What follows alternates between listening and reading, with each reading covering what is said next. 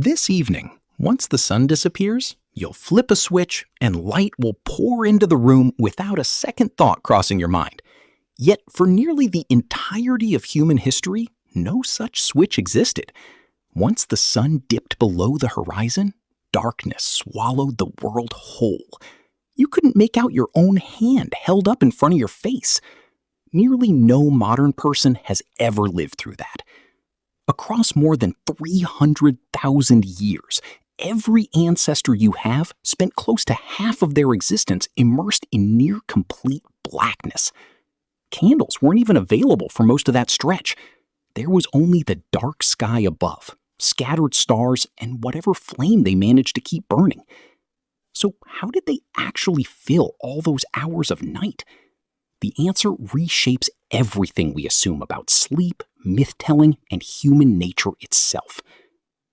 Let's begin with fire, since it's what made everything else possible. The oldest confirmed proof of humans harnessing fire traces back to Wonderwork Cave in South Africa, dating roughly 1 million years. Fire's impact went far beyond warmth, though. It reshaped the entire rhythm of human existence. Prior to mastering flame, our forebears behaved much like other primates. Once darkness fell, they climbed into a tree or tucked into a safe crevice and stayed put.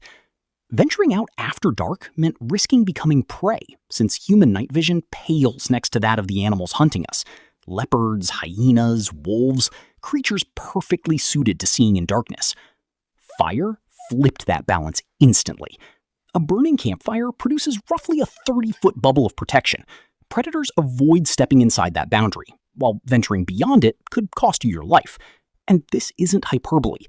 Researchers observing present-day hunter-gatherer communities have recorded that those who stray from the firelight after dark face a markedly higher risk of predator attacks, even now.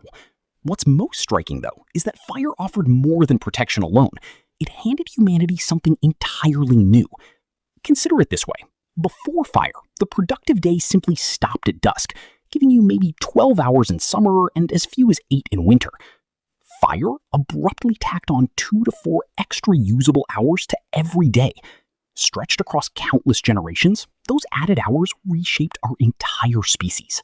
Back in 2014, anthropologist Polly Wiesner released research through the Proceedings of the National Academy of Sciences. Over the course of several years, she recorded conversations among the Juhowansi Bushmen of the Kalahari, one of the last surviving communities living close to humanity's ancestral way of life. Her findings were remarkable. Daytime chatter, she discovered, was overwhelmingly functional. Roughly 80% centered on logistics like hunting locations, plant readiness, and practical arrangements. Daylight talk revolved around labor. But once night fell and people gathered around the fire, conversation transformed entirely. About 81% of nighttime talk consisted of storytelling, accounts of far-off people, adventures, origin myths, and jokes that had the whole camp laughing. Wiesner concluded that firelit conversation is where human culture itself took root. The fire pit functioned as humanity's first stage, first school, first sanctuary. The place where people first learned to think past the present moment and dream up things that didn't yet exist. It's where humanity truly emerged. But nighttime wasn't only about fireside tales. Something else was unfolding too. Something researchers only uncovered again within the last few decades. It turns out your body wasn't built for the sleep pattern you follow today. In 2001, historian Roger Eckerch released a study that reshaped the field of sleep research. After 16 years combing through historical documents, he uncovered something entirely unexpected. Over 500 mentions spread across centuries, 15th century prayer books, court documents, personal diaries, medical texts, everyday letters, even lines within Homer's Odyssey, all referencing the same concept, a first sleep followed by a second sleep.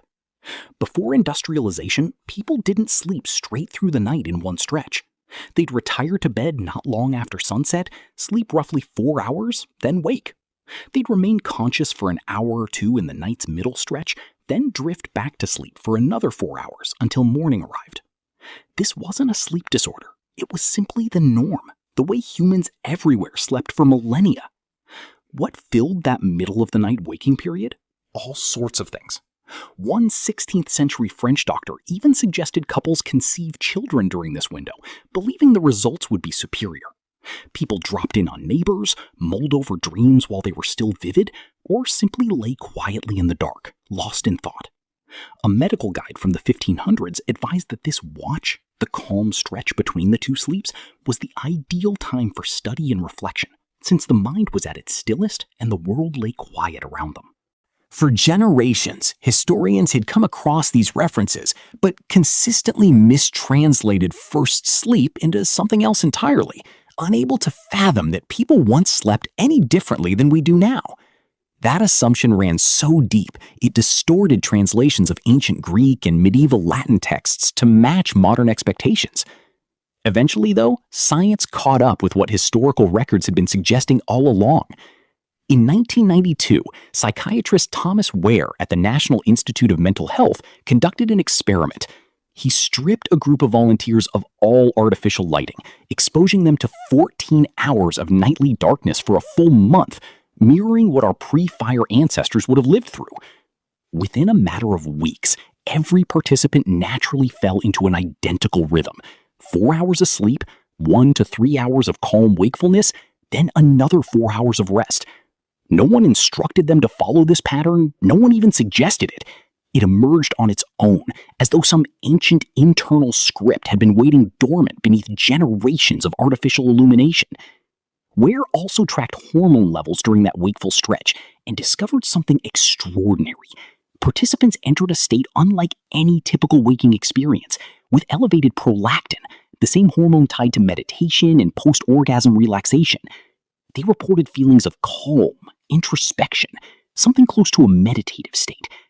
This wasn't merely an interruption in sleep, it was an entirely distinct state of awareness, one that most people today have never encountered. So, what wiped it out? The answer turns out to be straightforward: light. Beginning in the 1600s, cities started installing street lamps, Paris among the earliest, under Louis XIV's push to curb crime, with London soon following suit. The night, once a realm of danger and dread, gradually became something people could move through safely. Cheaper candles came next, followed by gas lighting in the 1800s, and then in 1879, Thomas Edison brought the electric bulb to market. Within a single generation, the kind of night humanity had known for 300,000 years vanished entirely. Here's a detail rarely discussed.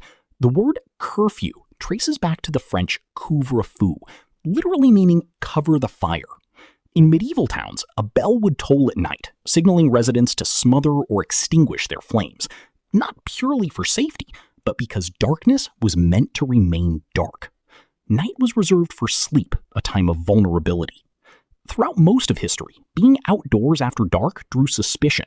In many medieval European towns, stepping outside without a lantern after nightfall was outright illegal. Darkness was thought to belong to criminals and supernatural forces, and people dreaded it in ways modern minds can barely grasp. And then we defeated it. We drowned the dark in artificial light and called it advancement. But something was lost in the process. Today's humans typically encounter artificial light for 7 to 8 hours past sunset, and that exposure, especially blue light emitted by screens, suppresses melatonin production, the hormone governing sleep. Your body can't distinguish between a lamp and the sun. Light striking your retina at 11 p.m. registers in your brain as daylight, delaying melatonin release, fragmenting your rest, and disrupting a circadian rhythm shaped over millions of years of evolution. Studies show that just a week of camping without any artificial light resets people's melatonin cycles by nearly 2 hours, with their bodies resuming melatonin production at sunset rather than hours afterward. That's all it takes for 300,000 years of biological programming to reawaken. We didn't simply shift our sleep schedule. We erased an entire dimension of human consciousness. That calm, reflective interval between first and second sleep, the state Ware's subjects described as tranquil and meditative, has essentially disappeared for most people today. In its place, we get insomnia, which we now treat as a malfunction. But what if it isn't broken at all? What if jolting awake at 2 a.m. and lying there in darkness isn't a glitch, but your body recalling exactly what it was designed to do? For 300,000 years, your ancestors spent their nights following a rhythm modern science is only starting to grasp, gathering around fires to tell the stories that built civilizations, sleeping in two segments punctuated by a window of quiet reflection, living beneath a darkness so complete that the Milky Way was simply part of the sky, not something requiring a drive to a remote park to glimpse. And each night, waking between their first and second sleep, they lay in silence, contemplating their lives, their dreams, and the world awaiting them come morning. We exchanged all of that for a light switch, and most of us never even realized what we'd given up.